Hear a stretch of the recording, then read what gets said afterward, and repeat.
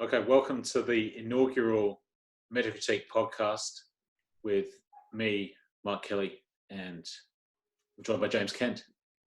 Hello, Mark. How are you? G'day, James. Now, if you think that was an off-putting beginning, wait till you hear the rest of the content.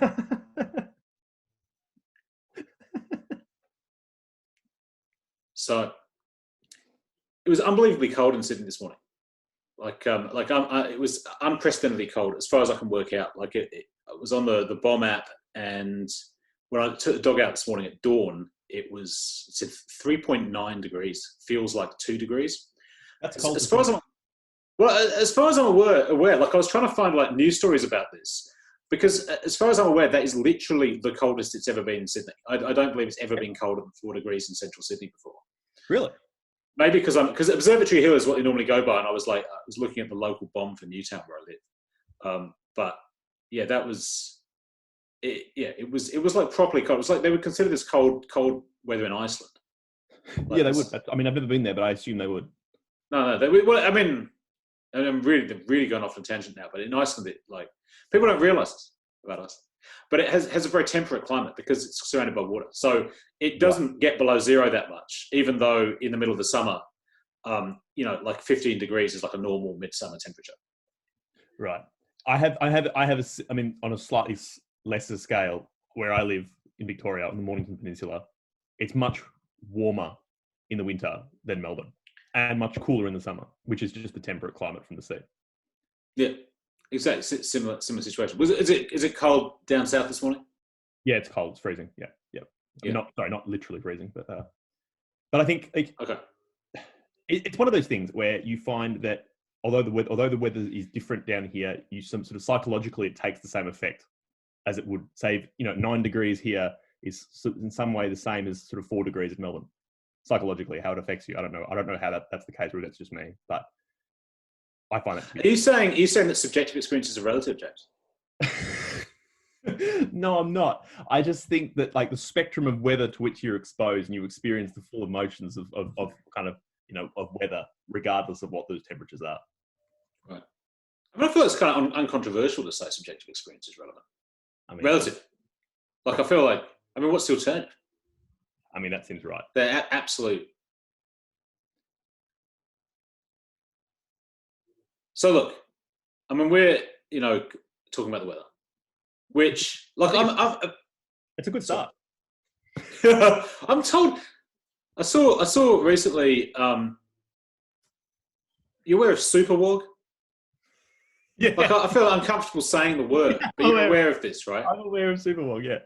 Yeah, but the guy, and I think that the guy who does superwog, it wasn't actually a superwog thing, but I think it was him and I presume the medium was TikTok, because that's, over the last kind of year where I've been encountering most stuff. Yeah. Was mocking Aussies or Skips for, talking about the weather all the time. And I was unaware that this was a trait. Like, I think of this as being like an English trait, but I guess from the, Mediterranean or Middle Eastern perspective, that would be a characteristic of Anglo-Australians as well. I feel like this is highly dubious though, because if you go, when I lived in Italy, all they talk about is the weather. That's right, and that is canonically. We're getting into the concept here of the wog, which is like, caveat here, particularly, it's a podcast potentially could be listened to by anyone. You may not know this, James, but like wog is in the UK like basically as considered as bad a slur as the N-word, because it's specifically historically, yeah. So that word in the UK, it's not a word one hears anymore, but historically, I'll call it the W word now, because I actually am quite uncomfortable saying it for this reason. But this word was specifically used to refer to people of kind of Black African descent, and is considered like an absolutely off the chart racial slur. Hence the Faulty Towers joke, major. The Faulty Towers joke. That actually makes a lot more sense now. Yeah, which was unrepeatable in the modern day. Yet still on TV in Australia. I don't know if it'd be because I think you would still consider it. A sort of, I don't know, minor slur here, right? Like, I wouldn't feel comfortable saying in any context. but it's clearly different to other slurs. I mean, I think so. First, it's obviously the case with the W word is that it has, it has the general characteristic of contemporary slurs that you are allowed to use it if you are a member of that group. Correct. Yeah. Like hence super W word, who is able to self-ascribe, and my wife, who I shouldn't mention on the podcast at all, but is a quarter Italian, yet feels pretty comfortable self-ascribing, and I think actually that's probably allowed. I think so. So that's because if you're saying I am a W word, it's okay. Well, but yeah, nonetheless it's pretty acceptable. And the thing that really interests me in Australia is how in Sydney, at least, I don't know if this New South Wales thing or if it's Australia-wide, the police force have these ethnic characterizations, right? So if someone's like, a wanted suspect and they describe their ethnicity, they use this phrase in New South Wales, at least. Someone is, and I used it before in an off-color joke, that someone is of Mediterranean or Middle Eastern appearance. That's the phrase they use. And that describes the modern use of the W word, right? It's gone through historical permutations, but in the last 50 years, it describes someone who is from basically the Mediterranean. Yeah.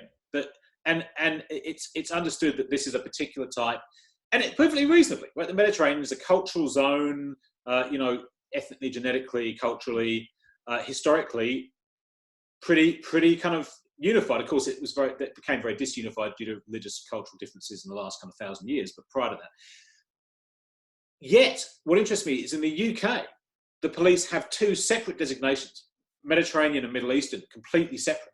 Really? And there's no equivalent concept, and it's but you imagine, I mean, think of, I'm thinking of France, right? Yeah.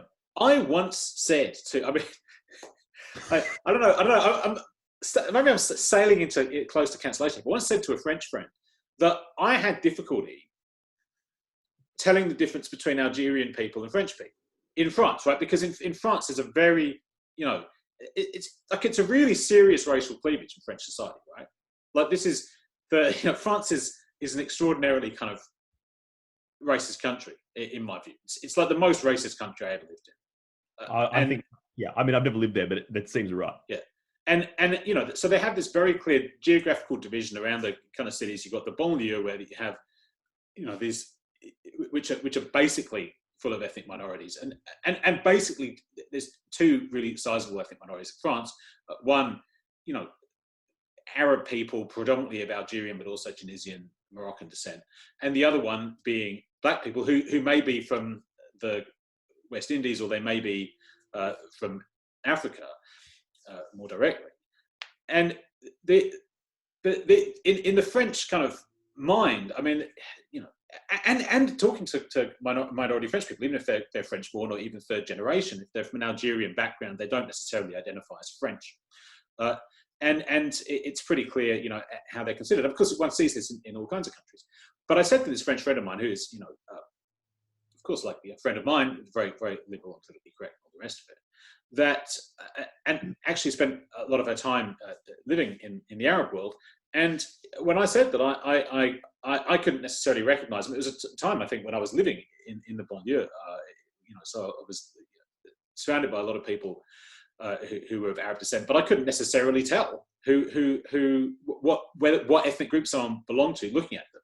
And my French friend was absolutely outraged that this would be the case. I do failure to recognize it. Yeah, the difference between but basically what I was alluding to is the difference between a Mediterranean person and a Middle Eastern person. But from a French point of view, the idea that this is a unified category, being Mediterranean or Middle Eastern, is extremely, confounding to their ethnic identity. I mean, there's this scene, there's the scene in the Battle of Algiers where they have you've seen that film, I assume. I actually haven't, no. Okay, well, I know about it though. There's a scene which I don't know how kind of historically accurate that film is. I assume the way it's presented, like very accurate. But they have a kind of a member of the kind of thing. Is it the FLN at this stage? I don't know. But one of the kind of members of the kind of Arab resistance to French colonialism, they send her into a colon only, whites only neighborhood to carry out a bombing. And I mean, basically, they just dress her up like a French person, and she passes, very easily for French. But of course, in Algerian society, there's difference between being, French versus an Arab. It's just that was prior to liberation, like like the difference between whites and blacks in apartheid South Africa. Look, it's the thing that struck me the most about that was, it's like offers a possible correction to what I had always assumed in terms of the designator, like in Australia, of like Middle Eastern appearance. Given my age, I grew up, my teens were like the sort of early 2000s, post September 11 kind of thing, and I don't know if you remember this. I think this must have been nationally rather than statewide. But there was the fridge magnet everyone received to be alert, not alarmed. The anti-terror fridge magnet. Yeah. Right. And this was 2002 or 3. I can't remember exactly when it was. But this kind of trope. I mean, my memory of this is my dad taking the piss of this idea of Middle Eastern appearance. And so, of course, these days he would have been. Did the fridge magnet say on it if someone looks like they might be French, you should stay away from them? Remember, it can't have, but it seemed to coincide with this general sort of a man of Middle Eastern appearance was doing X, Y, Z.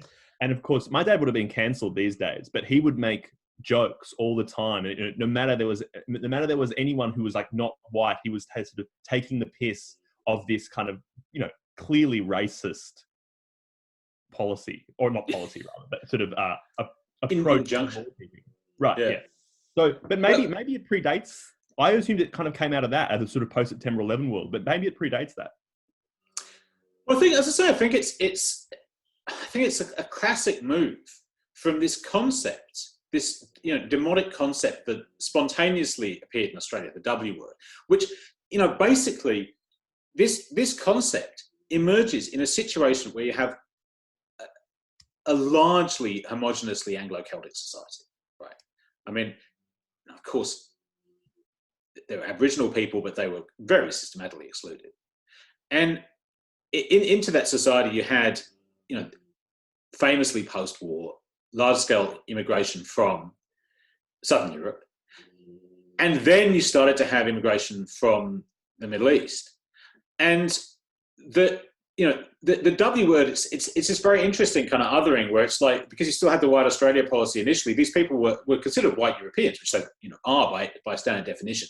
Yet in a situation where they were noticeably darker and more foreign, and so that they were otherized using precisely a word that in the UK in the same time period was used for black people, who were the a new immigrant community at that time. Because they were, effectively. I mean, I don't think it's going too far to suggest that Italians in Australia in the 1950s were in the same kind of social position that West Indian immigrants were in the UK. It's not to say they were as discriminated against necessarily in every respect, but this kind of the same kind of otherization seems to be operative.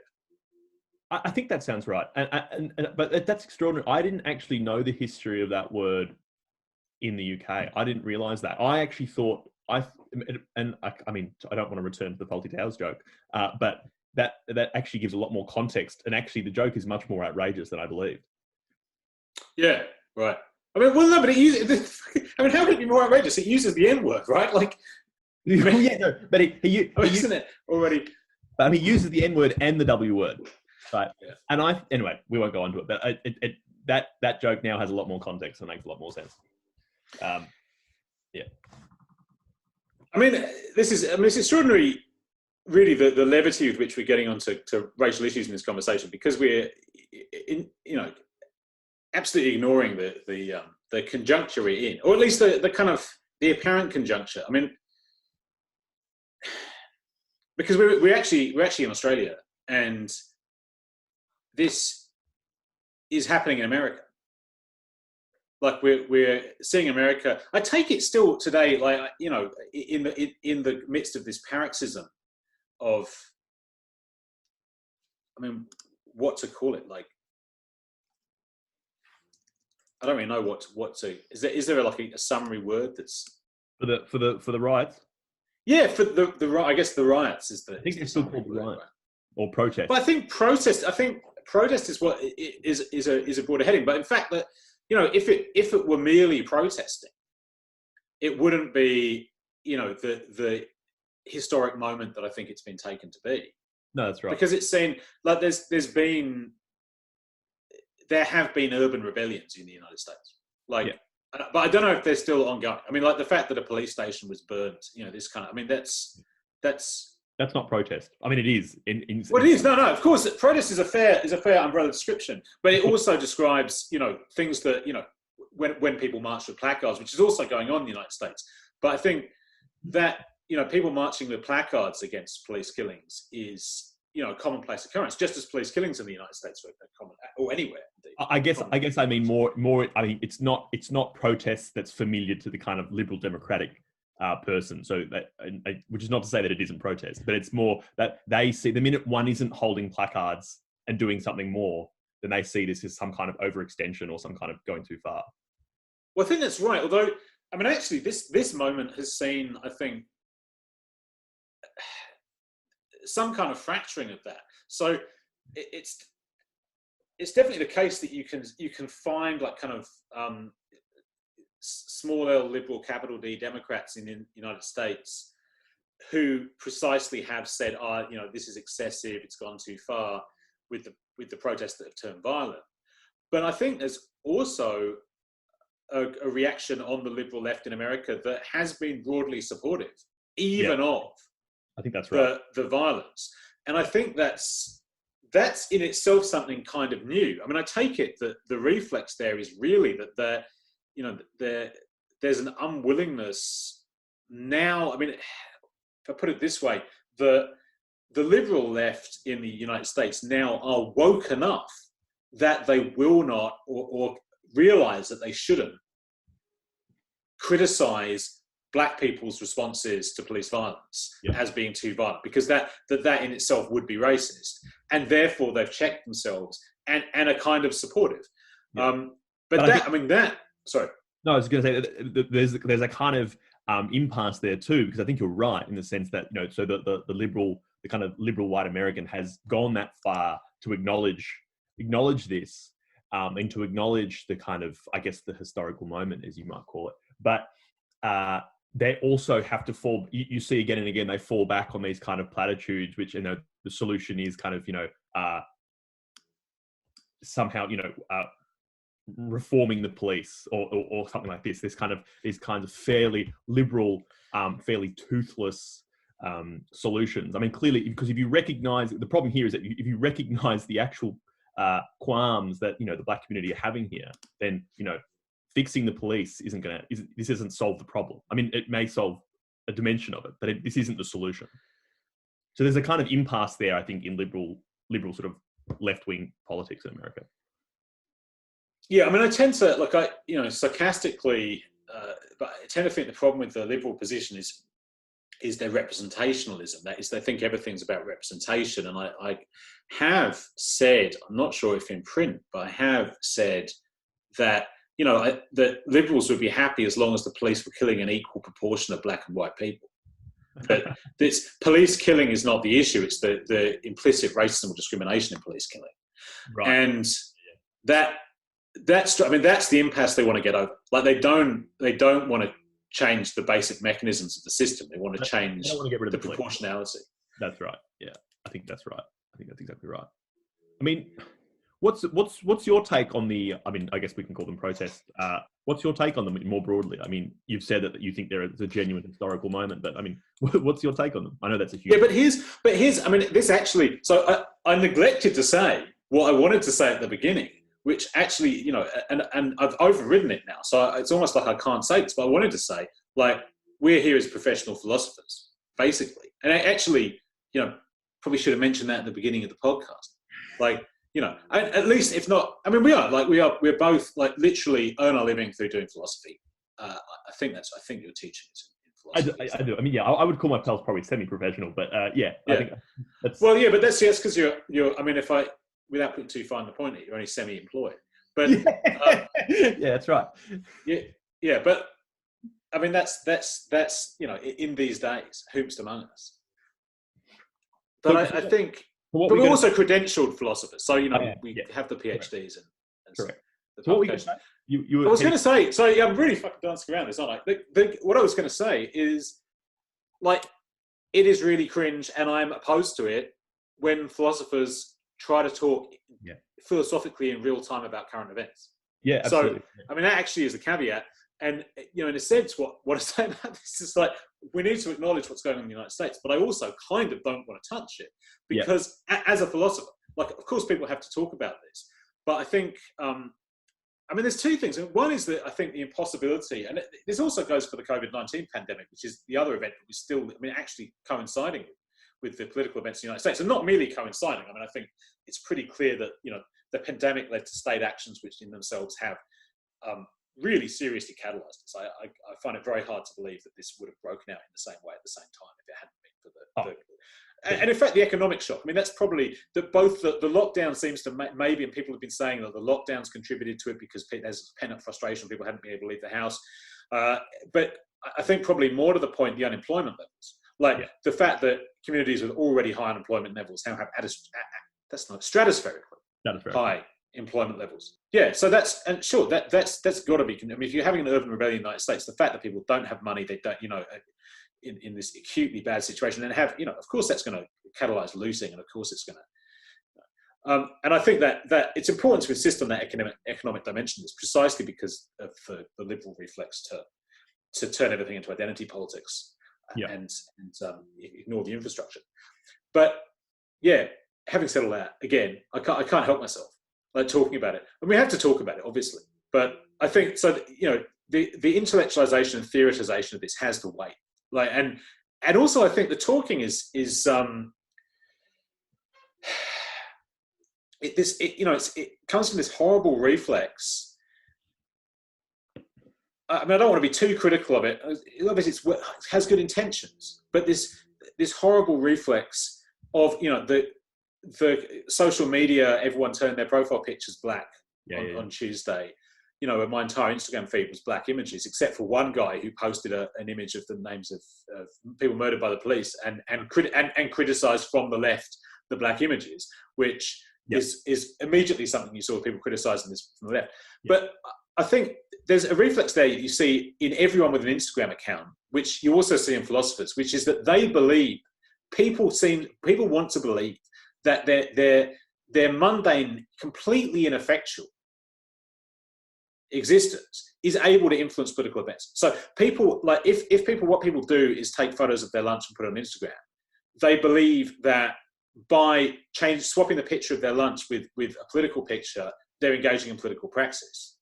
And the philosopher, wants to say, the thing I do is philosophy, so I'm going to do philosophy which will change the world. And I think in both cases they're wrong. People need to acknowledge how ineffectual they are. And specifically, this gets back to what I was saying at the beginning, here we are sitting in Australia, and the reflex of people in Australia, at least like the kind of woke people I know, is to not let the fact that we're not in America in any way prevent us from believing we're conducting meaningful interventions in American society's problems. But we are not there. We're not able to participate meaningfully in what's happening there at all. We're really observed. And I think that's right. And I think the first thing to say from my perspective, and this is kind of very much my take on a lot of things, is that, as you say, it's too early.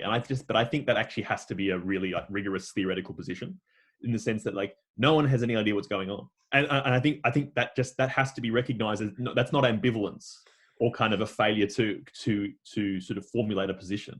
It's a kind of empirical and theoretical fact. And that's one point. So I have no idea what to make of it, really none, other than the kind of usual platitudes that you'll hear from anyone. The other thing too, in regards to the Australian dimension, I had a text from a friend yesterday. I think this might be the first time I've ever been asked my opinion on a kind of theoretical sort of problem from a friend. I think, and I don't know whether she asked me because I'm in inverted commas a philosopher, but she did ask me this.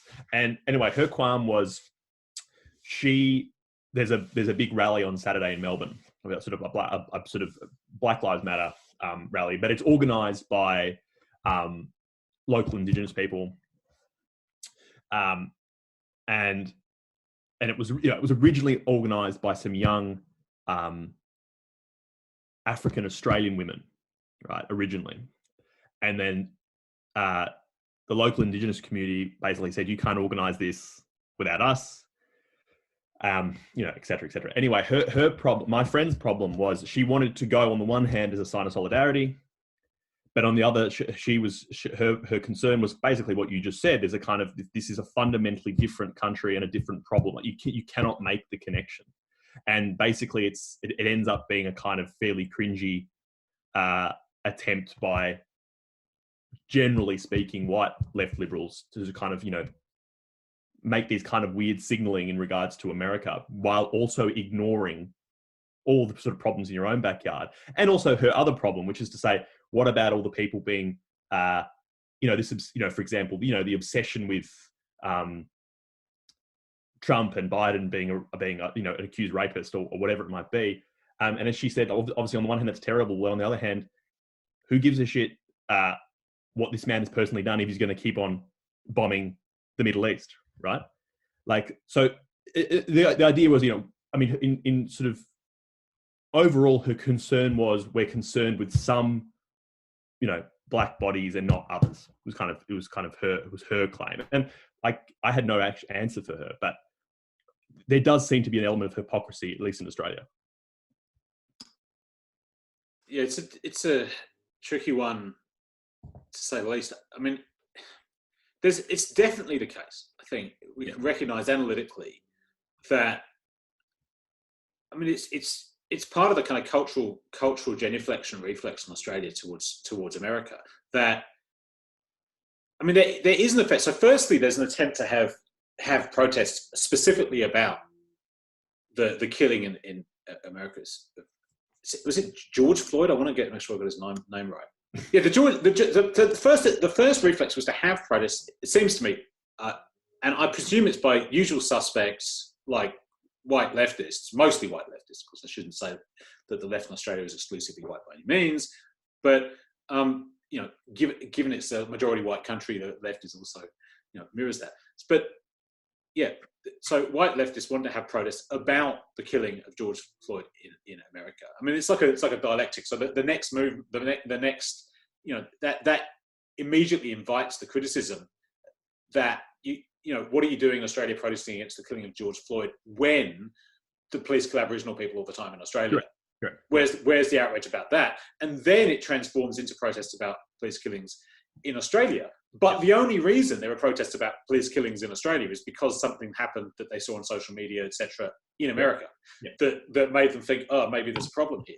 And I mean, No, I'm sorry to interrupt. I just think it's a kind of hollowing out of this kind of the political as a sphere, right? So there's this, all it is this kind of, what I said to my friend was it's a kind of binary reaction to events, right? So X happens, and so you reply in sort of in a particular way. And as you say, so on the one hand, it begins as a Black Lives Matter problem, and then it becomes, I think rightly, a sort of a recognition of Aboriginal deaths in custody in Australia. But as my friend pointed out, her sort of broader point was this only happens as a reaction to something else, right? There's no actual space in which praxis can actually occur. She didn't put it in those terms, but that was kind of what she was saying. And then, of course, there's the kind of broader Western imperialist point, which is to say, what about everyone else who's being murdered as we speak, which are just basically ignored except for kind of tokenistic acknowledgement? Yeah, I mean, that point... Sorry, until something happens on the internet which requires us to do something about it. No, I mean, this point is very, very much my shtick. I mean, this is, my pre-prepared reaction to this, which is, what I said in the Biopolitical Imperialism book that I put out, whatever it was, 5 years ago now, that in the United States, there's very clearly a divide between, the valuation of black and white lives, and that is absolutely, brilliantly named by the Black Lives Matter movement, the fact that black lives are considered less valuable or treated as less valuable in some systematic way in the United States. But for all that black lives in the United States are treated as less valuable than white lives, they're treated as much more valuable than the lives of people outside the United States. The Right. US, the American state is, kills people with far more impunity. I mean, it's these, cops typically kill black people in America and get away with it, but at least there's some possibility, as we're seeing now, of them being held to account. Rare though it may be, there's a framework. American soldiers killing people overseas. I mean, again, there is the barest possibility of them being held to account for it, but by and large, that's much more literally what they're to do. And if we can criticize the US police, as people are rightly doing, for essentially being there to oppress and kill black people, I mean, that's true, but it's not true to the same extent. American soldiers are literally employed primarily to kill people. That's their primary purpose, and there's no confusion about that at all. I mean, it's absolutely literally what they're employed to do.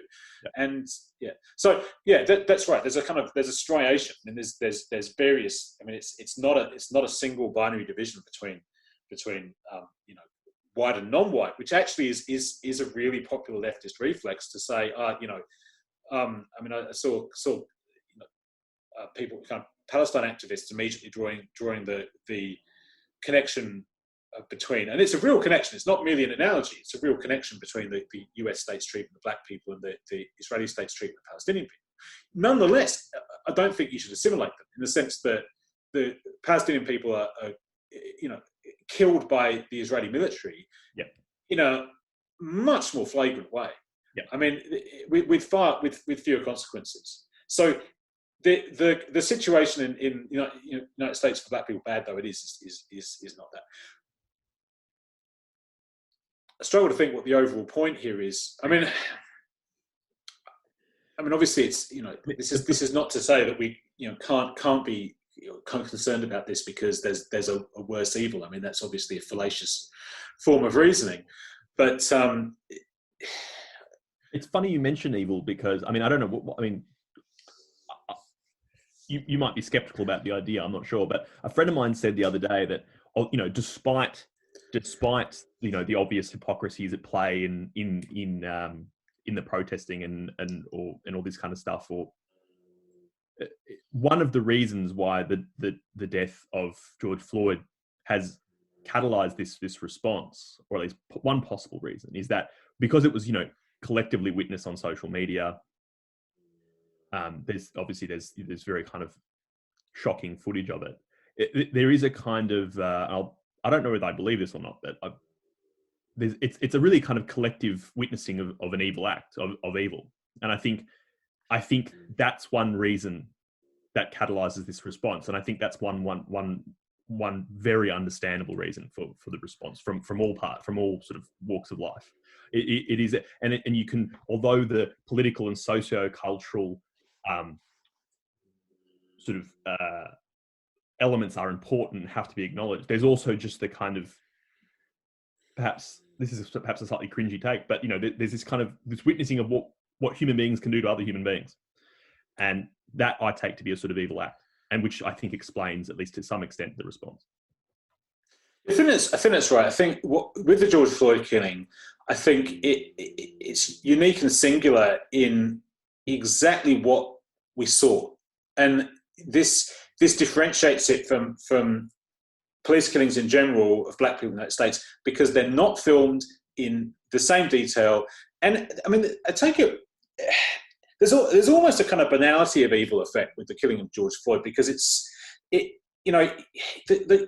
cops kill him not by shooting him or but simply by kneeling on him.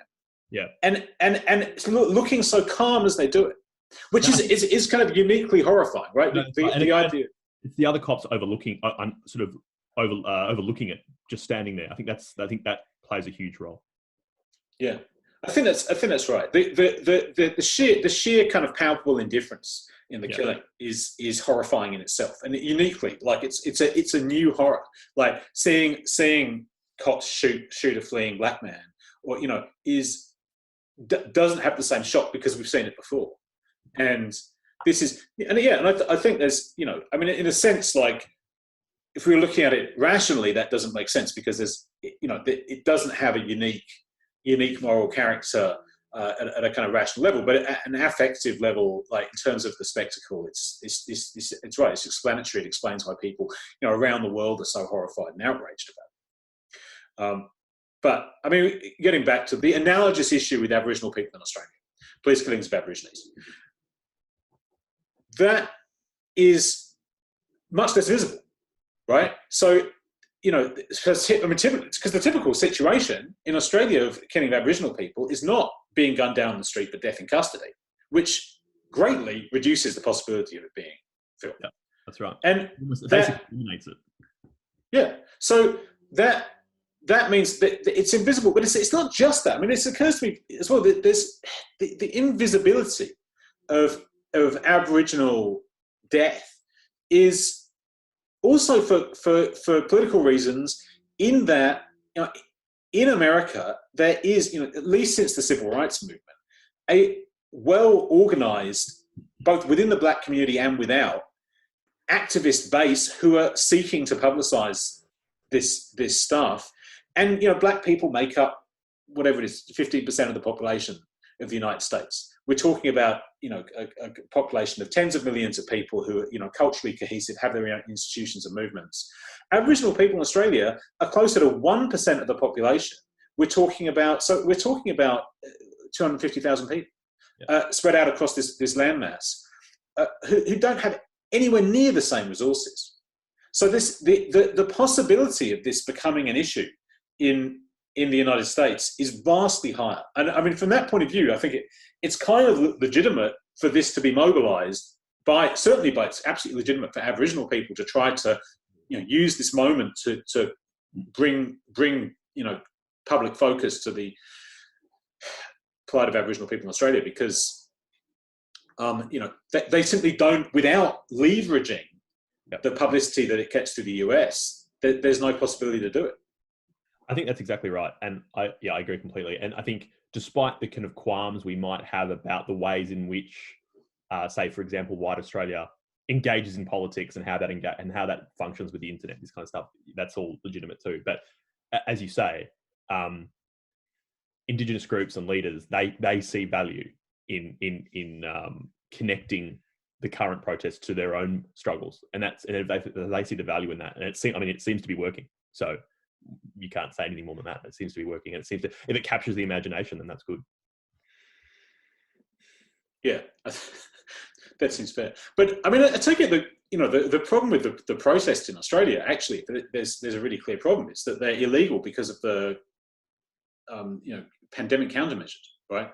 Right. So I mean, that's been an issue in the United States as well. But I mean, looks.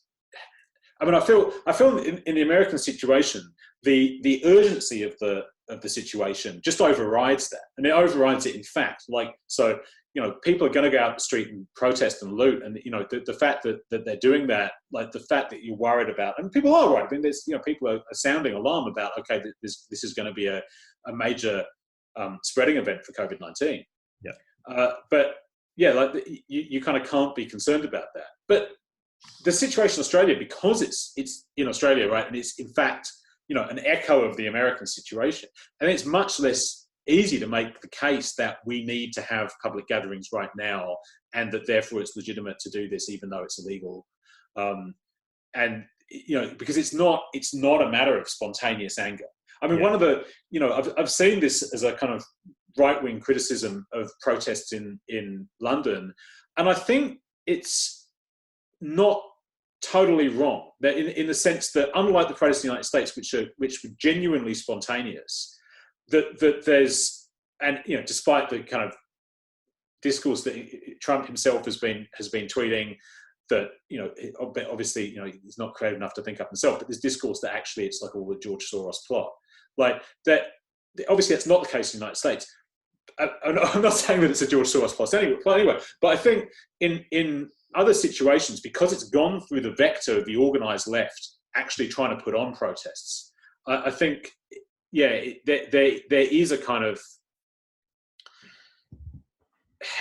I mean, ordinarily that would be much less concerned, but I feel in the current situation, like it's also like kind of weirdly counterproductive in the current situation, in the sense that, you know, you're much less likely. I mean, from a purely strategic point of view, you're much less likely to get public sympathy behind a protest that you hold right now in contravention of you know, public gathering laws against this than you would ordinarily. Yeah, that seems right. And I mean, I also have been following the kind of right-wing criticisms of this of these events, and one of them was kind of, it's an obvious point, but it is true in the sense that if you remember a few weeks ago when the protests against the lockdown were occurring in, you know, generally from the kind of libertarian right, and they were all, I mean, I think rightly in some ways, ridiculed for just kind of, you know, drastically increasing the chance of contracting COVID-19. And just in general, the whole thing was ridiculed.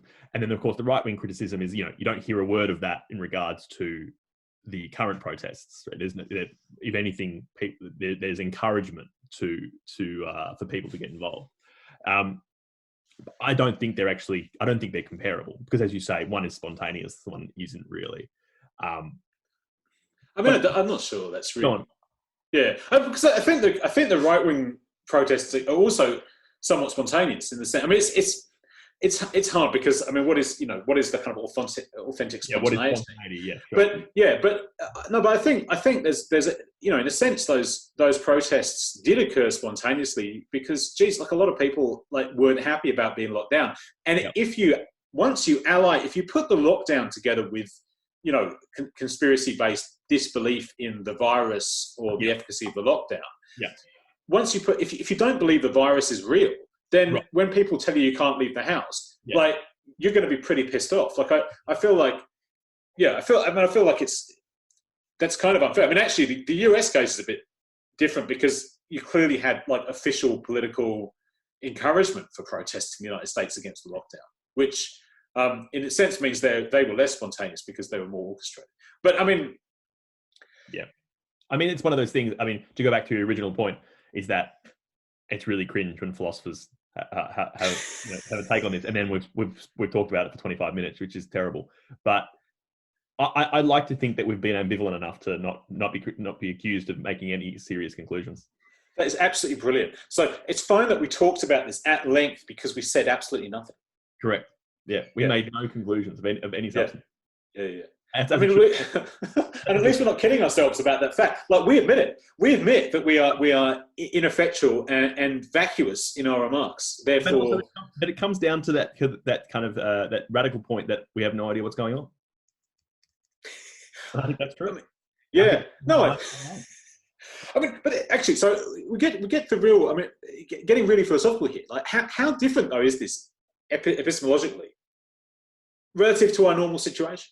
Like, because I mean, my first reflex, what I said, and you're vociferously agreeing with me, is like philosophy. I mean, the take I have is like philosophy can't be done in real time. Like, this kind of urge to, like, you know, this urge to like commentate on current events, which I have, is, you know, really dumb, because at least to do it at a philosophical level, I mean, you can commentate on current events, but you're not being a philosopher.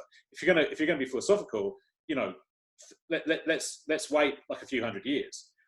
You know, we need to really, you know, get our heads around what's happening.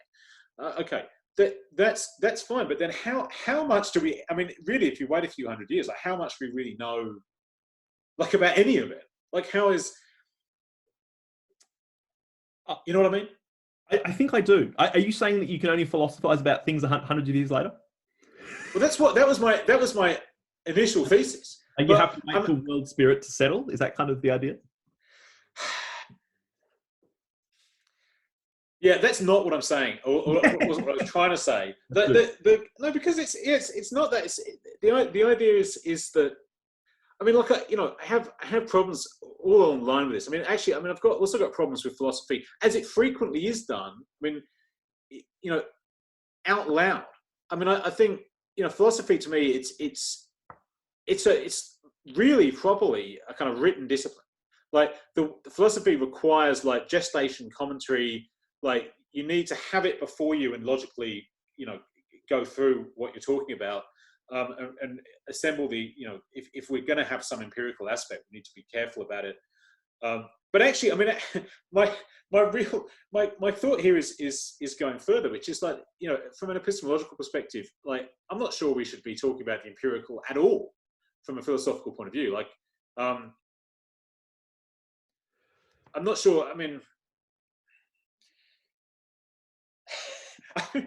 I've just imploded here. I'm sorry. I've like, It's fine. We're recording it, and because the end to this thought process, which to be honest is where I'm at with this now, is that philosophy is bunk and is of no use to anyone in any context. So I don't know what my reticence is here, other than a purely professional one. Yeah, I mean, no, but I mean, I've heard this line from you before, and I think like I mean, the first part of your talk, of your, I guess it was almost a rant. It's close to my heart because, and I've been accused of this many times. Is this kind of like radical ambivalence as part of my philosophical position, right? Which often is just hiding the fact that I have no idea what's going on, and I think that's true. It's a kind of coping mechanism. But I also isn't it the opposite? Isn't it that everyone else is talking to hide the fact they have no idea what's going on, and you're the one who will admit it? I mean, possibly that's possibly true. But I mean, I also very strongly believe that having serious doubts about basically everything is the only defendable position. Like I really do think that. I don't go as far as you to think that philosophy is bunk. Maybe that's just because I've been doing it for less time than you, and I'm just still naive, right? But I agree with you that philosophy is basically or at least in my world, it's basically a written and it's basically reading and writing for me. It's like for me, it's also like an extremely kind of private endeavor. So which makes me sound like a weirdo, which is probably accurate. But I'm at my, as I'm sure is becoming clear, I'm at my weakest talking about philosophy out loud, and I don't do it very often, and I don't really enjoy it. I'm enjoying it now, but I do think there is that kind of Socratic element in me, which still wants to defend philosophy as capable of doing something quite vital. Yeah. No, this is really interesting. Really getting to the nub of it, right? Which is the Platonism. I mean, this is what it always comes back to when we talk from your side. Is a kind of commitment to Platonism. I mean, no, it's not. This is really recent for me. Like I've only realized in the last 2 weeks that maybe I'm actually a Platonist, like rather than just being a joke. Because this is before you read Badiou. Correct. Yeah, before I read Badiou, but I mean, my thesis is basically was kind of insane because basically all of the thinkers I dealt, not all of them, but all of the thinkers I dealt with, or many of them, the ones I dealt with, were kind of anti-Platonic, right? But then my conclusion was on Plato, and I think that conclusion was only like 4,000 words, but I think it really fucked me up, like because I think because I reread the Republic and I had this kind of horrific, and that was last year, and now it's just been in the back of my head. And then I read Badiou, and then I've been reading some Hans Jonas as well, which is kind of very Aristotelian, and I'm like, no, this is clearly wrong. You see, this is interesting. I mean, we need to unpack this, and probably over the course of many years.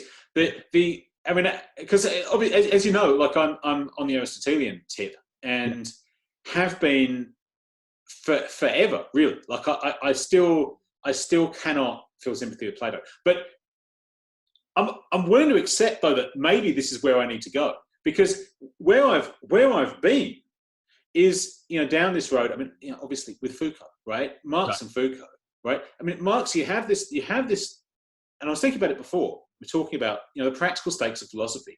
You've got the 11th thesis on Feuerbach, which says famously, philosophers have only interpreted the world. The point is to change it, right? And that's Marx. And what Marx does is like, okay, he's got a PhD in philosophy, and then he goes off and tries to change the world, and is successful, although in a slightly ambivalent way.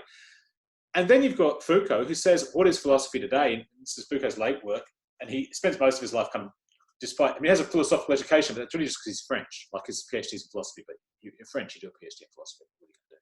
But he then goes off and does basically stuff that doesn't look that much like philosophy for 2 decades. But in the end, he kind of goes back and says, yeah, I'm a philosopher. But philosophy today can only mean the study of the relationship between politics and truth, right? The truth aspect is what makes it philosophical. but it has to be political because we're in this post-Marxist, post-thesis 11 age where you can't do a non-political form of philosophy. And this is what this is the song sheet I've been singing for years, which is, philosophy has to be politically engaged, even though I don't think it can take place in real time. Like I think, so, but Foucault, as always, was the template for me, because Foucault's like this guy who, is trying to influence the present, but he does it by studying history. So, Foucault's books basically deal with stuff that is, no more recent than 100 years, which is why I'm saying that. It's not because I'm a Hegelian, it's because I'm a Foucauldian. So I'm like, well, we need to look at stuff where we know what's happening. And that is a really serious problem with trying to deal with anything, that's happening now, because in really important senses we don't know. In a kind of trivial empirical sense, like a lot of what's going on now, we don't know what's going on. I mean, that's why we can have these conspiracy theories and we're not sure if they're true or false, because the dust hasn't settled and we don't really know what happened. But the thing is that as you know, my position on a whole bunch of things has been thrown into really significant flux recently, and I'm not sure what I think about this, because I'm tempted now to commit to a much more radical skepticism than that, which is going to say, well, how do we know any of this stuff ever happened? I mean, how do we know that our historical evidence is? I mean, and indeed we don't, right? We don't. I mean, as if. I mean, if something's happened 100 years ago, I mean, it allows it to appear much more clear, because you develop a canonical set of archival materials that define the event. But that's simply, I mean, a lot of that is the disappearance of conflicting evidence and so on. When things are recent, you've got you'll always have a complicating narrative. So, I mean, so my thought is like, which is what I was voicing before you characterize it as almost a rant. I mean, I characterize it really as an intellectual implosion. And where do we, I mean, but maybe we just go back to Plato, and precisely because Plato is not an empiricist. So for Plato, like, it's about mathematics. It's not about, the study of praxis. Unlike for Aristotle, who's very practically oriented. But maybe you have something else to say. Yeah, no, I mean, that's right. Like, and the thing that's awkward about this is that, my instincts are on the one hand Aristotelian, right? And on the other hand, deeply Platonic. And this is something that I haven't realized I've been grappling with until recently. Even though, I read The Republic when I was like 16, it was one of my first introductions to philosophy, blah, blah, blah, blah, blah. But because the awkward thing here is I actually don't know Plato super well. Like, I've read the kind of classic text, but I'm not in any way a Plato expert. But I guess, but there's part of me that wants to kind of hold on to this idea of, to use a kind of colloquial term, not colloquial, but kind of a bit of I don't know. I believe in truth, beauty, justice. Like I actually do. And the part, and I think we both watched that Baju doco the other day. The bit, and I was interested that he emphasized this, because I emphasized this at the end of my thesis too, and which is in the allegory of the cave. So you have this kind of this incredibly famous metaphor for the sudden witnessing of the good and the true, right? And people talk about this, but of course, as Baju points out, what often isn't mentioned is that Plato says you have to go back in the cave, right? Like, there has to be. I mean, and he interprets this as a kind of call to praxis, at least from what I understand it. I mean, I'm new to Baju, right? But no, go on. This is not my memory of the Republic, right? Like, maybe I'm, as part of this, like, you don't remember the bit where he tells you to go back into the cave. But doesn't he say? But he says you can leave the cave fully. Like, you can go. Like, you don't have to go back. Like, yeah. Now I can't remember. I'll have to double check. But my understanding of it is that to actually sort of to engage with the good, you've actually got to go back. So that's actually, I mean, that a lot hangs on that. So I should double check that. But Badiou says this. He does say this. Yeah, he says you got to go back into the cave, and he makes a big deal. In the doco, yeah. Cool. And I mean, more broadly, is that it seems to me is that, I mean, I share, because I also have a kind of streak of skepticism, which are perhaps not as extreme as yours, but you know, it's fairly robust. But I also want to fall back on this idea that there are these kind of orientating concepts. But I'm at the very beginning of trying to work out this tension, so I don't really know what else to say at this point, because it's still very much a puzzle in my head.